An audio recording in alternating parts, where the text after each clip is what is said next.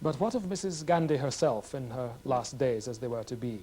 She spent Monday and Tuesday on a crowded schedule away from the capital, Delhi. She said it wasn't an election tour, but hundreds of thousands turned out to see her in the state of Orissa as she met public officials, members of the military, and above all, the ordinary people in the villages. Travelling with her throughout was a Lebanese journalist, Baria Alamuddin, who was doing a series of interviews with the Prime Minister. She arrived back this morning only to be told that Mrs. Gandhi had been assassinated. Ian Smith has been speaking to her. How did Mrs. Gandhi spend the last 2 days of her life? Well, she spent it mainly in helicopters, really. We took the plane from Delhi, her 737, and then we went to Orissa state, and then we landed in Bhavanchavan, which is the capital of that state. And then it was very brief. She just met some officials, and then we took the helicopter and went into different parts of that state. How was she received by the people? Oh, very warmly. Obviously, they loved her very, very dearly.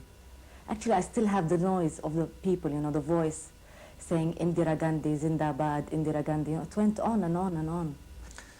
Did you ever talk to her about destiny and what it might hold for her? Yes, yes, we did. Because that brought it, you know, when we were discussing courage, and I said, do you believe in destiny? Then this is why you don't feel that you need all that protection. And she said, no, no, I don't believe in destiny. It is just that I've lived in danger all my life, and it doesn't matter if I die now. I mean, I'm not afraid of death or being killed or anything like that, because, you know, I've always had to live in the midst of danger. I mean, I've worked so hard and all my life that it doesn't matter what happens now. I mean, I think I've done my best. What was Mrs. Gandhi's own mood like? Very happy. She just seemed to be herself. You know, actually, I asked her, I said, what do you do to unwind? And she said, I don't need to unwind. I'm myself. And she really was relaxed. And when she met the crowd, she actually went into the crowds herself, did she? Yes, you see, not inside. Because everywhere we went for these functions, there was you know, a jeep ready for her, and she wanted to go around and see everybody because there were masses and masses of people. So she drove into the jeep and she threw the flowers that were given to her on the people, and she touched some of them, you know, said hello to them or stopped and talked to them, and but there was no problem with security as such. One didn't feel it existed at all. Did she talk about her son Rajiv as maybe a potential successor to her? Well, actually, I asked her and I said, aren't you scared that Rajiv is going to run for, you know, to be in politics? Aren't you scared for his security? And she said, you know, I never pushed my children into anything. It was Rajiv who chose to come into politics. In fact, his wife and children and everybody didn't want him to come into politics. Maybe he didn't choose politics at the early stages of his life. But the very fact that Rajiv lived in a Gandhi house and he was there and he saw the atmosphere, he lived in that same atmosphere like I did, and he met all those statesmen, was very much aware of all the problems. I think maybe that pushed him very much, and I think she thought that he had the same mind like her. He had a love for details. Gandhi died. In fact, she was the last journalist to talk to her.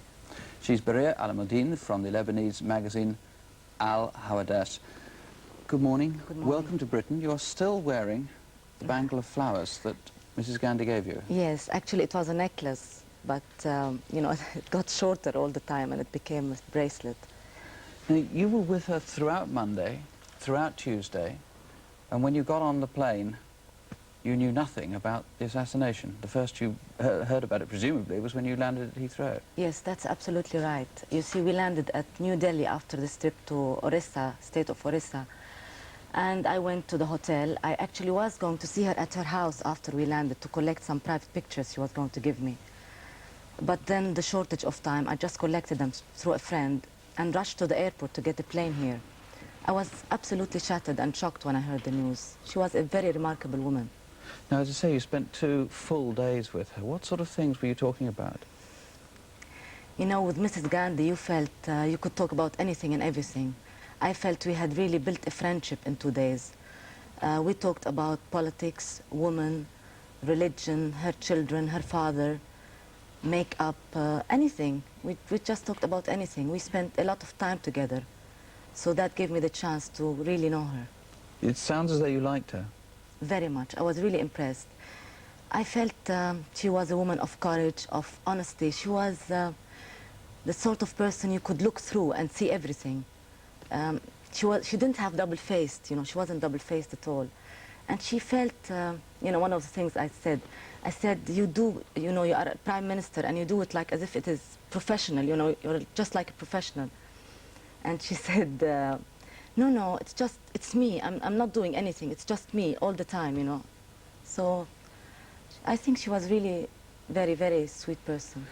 Many of the papers this morning have quotations from her, not long before she died, where she was talking about the possibility of death and if her blood was spilt, the effect it would have on India.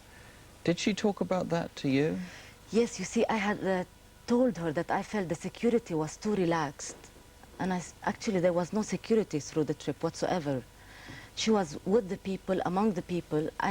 Even on the helicopter, her private helicopter, just at the very end of the trip, I noticed a person, you know, who was sitting at the very end, and I asked who he was. And somebody said, this is security. I hadn't felt him all through, you know, all through the trip for 2 days. And, you know, she went to different places. She was with the jeep, you know, she had no security whatsoever. So she said to me that I feel I've done all I wanted in my life. And I did it with all honesty and with all the goodness in it, you know. And she felt that she didn't believe in destiny, because I said, does that mean you believe in destiny? And she said, no, it's just that when it's going to come, it's going to come, you know, and I'm not afraid of this. I lived all my life in danger since I was a child. She almost anticipated this, you think? Didn't believe in destiny, but yet had half a mind? I don't think so. She believed so much in the people of India. She was talking to me about the future, because I said, the future of India seems to be a little bit, you know, with these troubles in the Punjab and everywhere else. But she seemed to have a lot of faith in the Indian people, and she... I might just ask you very, very quickly. Yeah. A lot of militant Sikhs in London have been celebrating her death. Was she anti-Sikh? I mean, after the storming of the temple, she acquired this image. Did you perceive any of this? I felt Mrs. Gandhi was the type of woman who was anti-nobody. She was with everybody. She loved everybody who was in India. She treated them all equally well, I think.